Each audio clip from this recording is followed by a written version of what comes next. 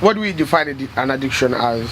I feel personally it's just an obsession to something and the inability to withdraw from it.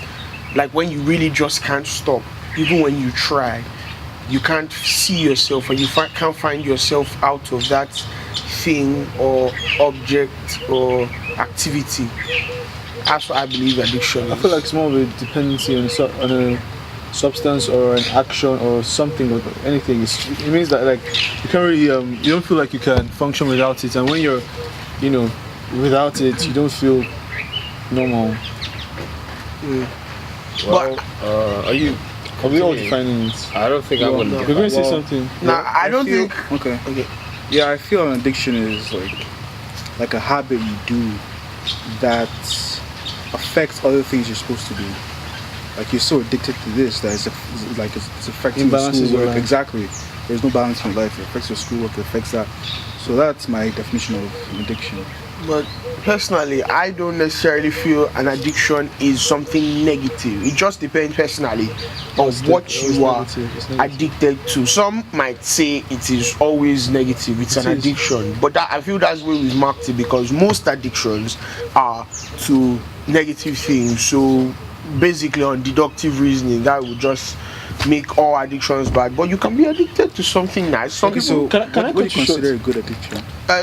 Some people are addicted to planting in their garden, taking care of their garden. They're making it beautiful. Like, is there something really that's wrong? Not an addiction. I disagree with you. No. I disagree with you. First and foremost, there's no such thing from my understanding, there's no such thing as a positive addiction, because addiction in itself is a negative thing. It means like when someone is in a state of addiction, it means the person is dependent on that thing. The person cannot function without that thing. It's a psychological thing. It's you're not in control of yourself. That thing is in control of you. That's why it's wrong. And like there's a saying that goes, too much of everything is not good, even good things. So if you're addicted to something that is positive, it becomes negative because you're addicted to it. In a way, that's very true. That makes a lot of sense. Yeah, because I think I agree that addiction is mainly surrounding dependency. When you're too dependent on something, mainly you lack that thing. It's like your whole world falls apart. You're like, oh my god, I can't do this thing because I don't have this thing. So yeah, in my case, my addictions are it's not. I can't. The thing is, I could do without it, but then I'm just too used to doing it. Like last session, I was in my hostel downstairs in the talk shop. I buy Maryland like every day, Maryland cookies. I love them so much. I couldn't do without buying it every 2 days. I'd buy like 2 or 3, sometimes 4, and it got to the point where my friends saw me eating cookies. I was like, stop, just stop. You're wasting money on these cookies. I'm like, no, I can control myself. So of course I really thought that I could, and then I found myself in school buying Maryland again. And I even called my mom and dad and said, can you please send like a pack of Maryland down here? And it wasn't healthy, but I kept eating it because that was like the best thing at the time, best snack ever. And then the other addiction was video games, especially FIFA.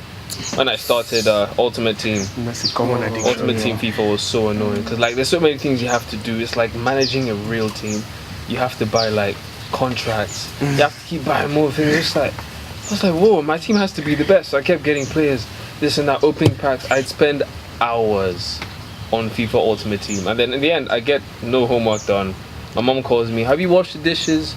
And then simple things like that, I just like, yes, but I know I haven't because I've been on FIFA Ultimate Team the whole time.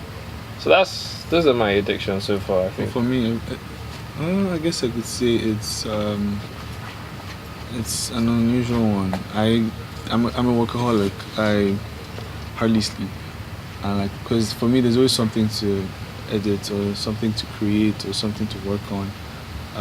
Because it's either I'm working on something on Photoshop, I'm merging something in Premiere Pro, doing something or working on something. I just feel like sometimes when I check the time, I'm like, I see 11 o'clock, wow, there's still a lot of time. The night is young, I can get a lot of work done, and I end up sleeping by 3-4 a.m. every night. Another thing about addictions is that in your mind, you always feel in your mind that don't worry, I can handle this.